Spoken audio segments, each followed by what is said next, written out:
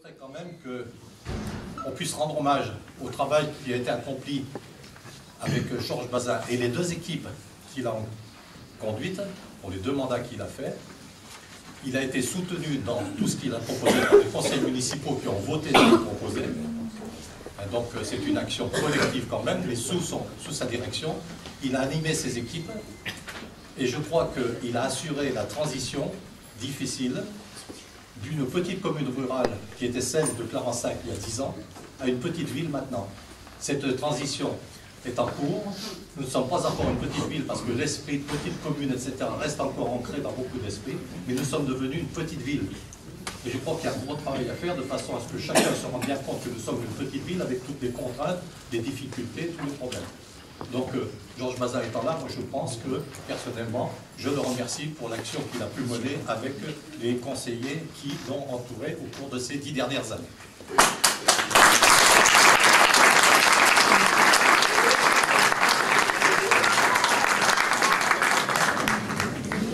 Bien, je vais vous proclamer le résultat que vous avez entendu.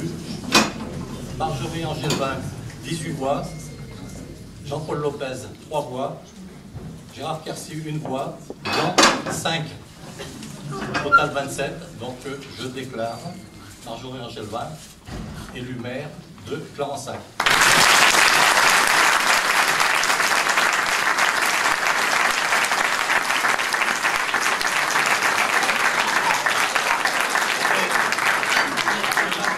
C'est là que se termine mon rôle. Je lui passe la parole pour la suite des opérations.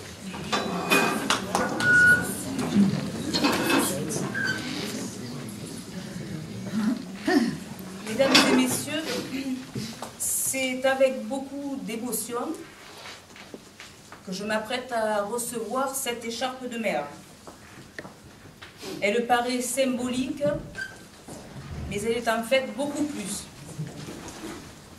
Cette écharpe est la représentation de la République, cette République que les habitants ont voulu que j'incarne dans notre commune de Clarensac.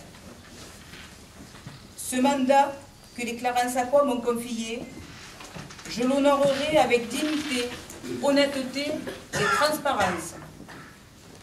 J'accepte et j'assume devant vous, mes chers collègues conseillers municipaux, cette lourde tâche. Je souhaite également que nous l'assumions collectivement, avec pour seul objectif de bien faire pour notre commune. Certes, nos futures discussions et débats seront sans doute animés, mais nous pouvons d'ores et déjà affirmer que c'est en fait la démocratie qui s'imposera. Vous l'avez compris, Clarensac a besoin de toutes et tous pour avancer vers l'avenir. Cet avenir que nous devons construire ensemble pour nos enfants. Je ne conclurai non pas avec une citation, mais plutôt par un message personnel. Je souhaite saluer du plus profond du cœur le monde associatif. Ce monde associatif dont je suis issue et que je n'oublierai pas. Nos associations sont le poumon de notre village. Enfin, je me permets de saluer la mémoire de mon ami Jean-Michel Dauphin, ancien adjoint au maire. Je lui dois énormément de choses, mais notamment cette vision que j'ai maintenant de la politique. Il m'a appris la persévérance, mais aussi l'audace. Mon élection de maire, je la lui déduis aujourd'hui. Je vous remercie.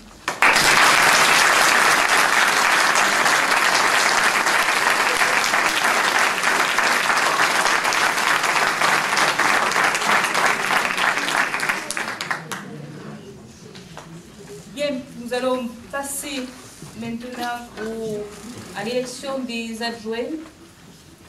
En vertu du Code général des collectivités territoriales, la loi nous autorise l'élection de 30% du conseil municipal au poste d'adjoint, ce qui correspond à 8 adjoints.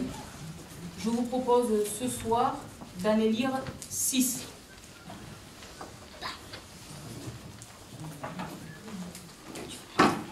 On vote. Qui est contre? s'abstient? Deux abstentions.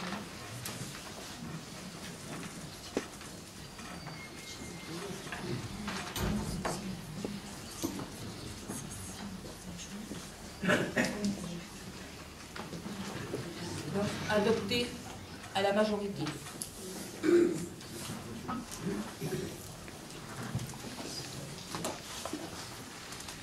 Sont candidats à l'élection des adjoints.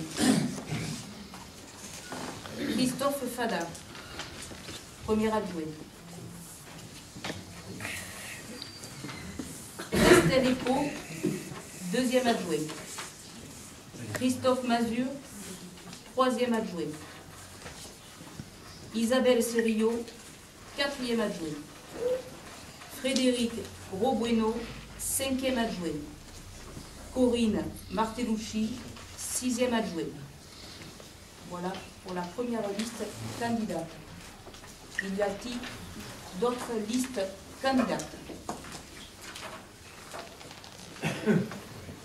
Pas d'autres listes. Bon. Nous allons donc procéder au vote. La délégation du premier adjoint, elle sera dédiée à la jeunesse, sport, association sportive. Délégation dédiée au deuxième adjoint, finances, développement économique et durable. Délégation au troisième adjoint, urbanisme, voirie, environnement. Délégation au quatrième adjoint, affaires scolaires, petite enfance. Délégation au cinquième adjoint, culture, patrimoine, festivités, cérémonies, associations culturelles. Sixième adjoint, délégation aux affaires sociales et à la solidarité. Sont donc élus premier adjoint au maire délégué à la jeunesse, sport et associations sportives, M. Christophe Fada.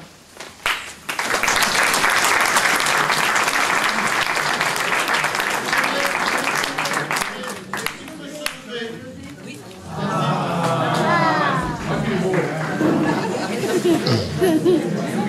Deuxième adjoint au maire délégué aux finances, développement économique et durable, Madame Estelle Epo.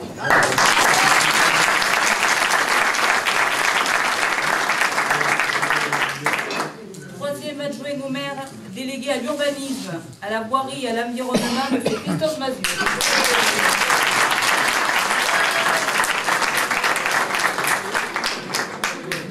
Quatrième adjoint au maire délégué aux affaires scolaires et à la petite enfance, Madame Isabelle Serio.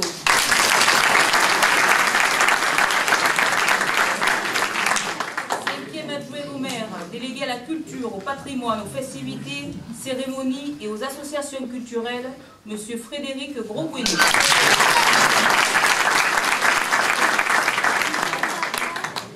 Et enfin, sixième adjoint au maire délégué aux affaires sociales et à la solidarité, Madame Corinne Martellucci. À mes adjoints, leurs écharpes d'adjoints, preuve et gage de leur engagement au service de Clarence.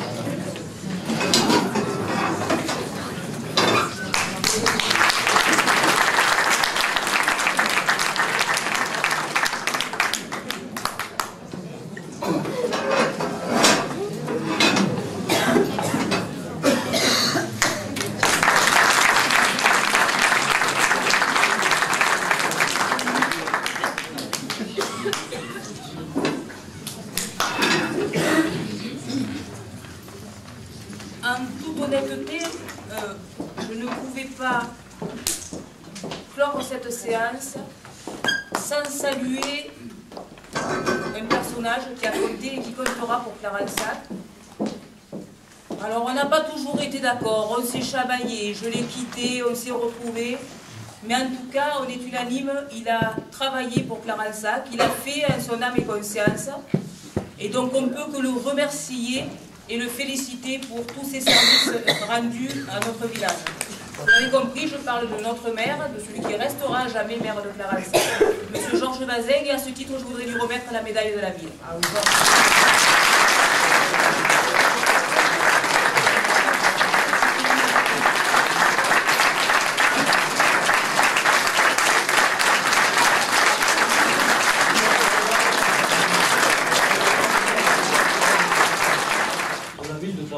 Et vous tous, je vous en remercie. Et il est de tradition dans l'ordre républicain que le maire sortant remette l'écharpe à son successeur, ce que je vais faire immédiatement maintenant.